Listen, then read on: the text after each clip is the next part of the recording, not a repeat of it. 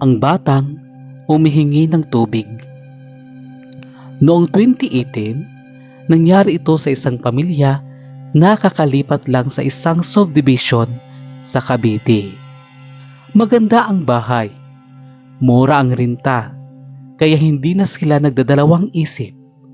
Pero may isang kwento ang ng mga kapitbahay na hindi nila agad nalaman.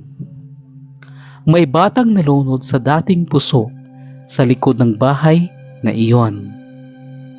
Unang gabi pa lang nila, tahimik na, pero parang may kakaibang bigat ang hangin. 12:00 na ng gabi, tulog na ang lahat nang biglang may kumatok sa pintuan. Nagising ang nanay, si Aling Mercy. Nagtataka siyang bumangon at tinanong, "Sino yon? Sino yan?" Isang mahina pero malamig na boses ang sumagot, "Tita, pahingi po ng tubig."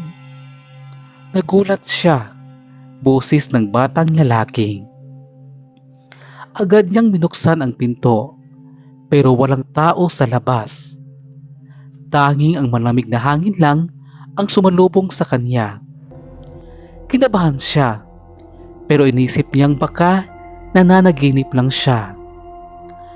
Binaliwala niya ito at bumalik siya sa kama. Pero kinabukasan, nalaman niya na hindi lang siya ang nakakarinig. Ang anak niyang si Junjun, 6 na taong gulang, ay nagtanong, "Ma, sino po yung batang nasa pinto kagabi?" Nanlamig si Aling Mercy. Nang ikwento ito nila sa kapitbahay nila, doon nila nalaman ang kwento ng batang nalunod sa dating puso sa likod ng bahay. Simula noon, tuwing hating gabi, nakakarinig pa rin sila ng mahinang katok at isang malamig na boses na humihingi ng tubig. Hindi na nila binuksan ang pinto hanggang sa lumipat na lang sila ng bahay.